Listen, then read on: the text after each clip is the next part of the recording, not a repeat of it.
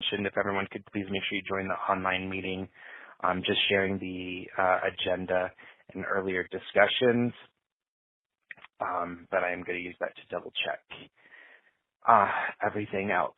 So we have, I think everybody's, I haven't been able to go to the project meetings, unfortunately. So this is just a chance for us to get back together and make sure that all of our partners know what's happening if they haven't been going to the project meetings either. So I don't know, Tim, if that's going to be you, but whoever would want to talk, if you could talk quickly about what the project is, what it's doing, the timeline of the customer impact, and then we'll stop for questions, and then we'll start talking about communications and the rollout. So Tim, would that be you? Yeah, I could start. It would be pretty much myself and Kristen. Overall, the project is it's mobile migration. So currently, the CO Portal on desktop and CO Portal on mobile have two different code bases. So with mobile migration, we are merging the codes for most of the screens and flows.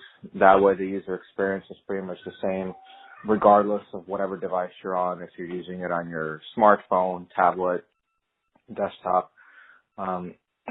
So the sign-on pages are going to stay different, but then the sign-on flow, everything on the desktop, everything in the homepage experience, everything will be consistent.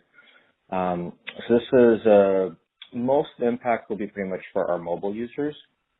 There's not too many changes that we're making to the current desktop experience. So that is kind of the high-level overview. Let me know if you have any questions before going to timeline. Tim, do you want to talk about what those impacts are for mobile users?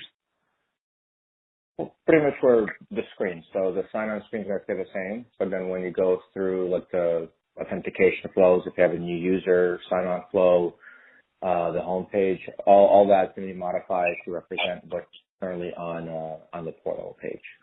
So it's additional functionality that's currently not there. Also, if you log into your mobile device on the home page, you'll see a list of applications you're entitled to, but you will only see applications that have a mobile code. With this mobile migration, the user would see every single application they're entitled to, so it would match what they see on their desktop. So let's say I have 20 applications entitled to me. I'm going to see 20 applications on mobile as well as desktop. There's some small nuances where some of the functionality is going away because certain code sits within the application and our application partners are not able to make the changes in time. So we've already been working with Sherry on drafting the initial communication. So those few items that are going to be taken out of scope, we're mentioning those to the users. The main thing is badges. So badges is a little number that on the mobile, in the mobile next to the app icon, there's a little number that's a badge. For ACH payments and credit management, that's going away.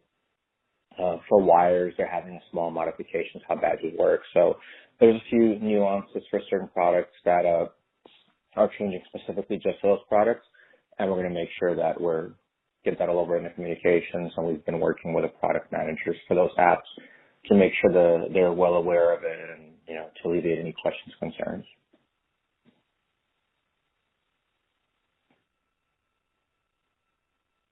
Any questions on the overview?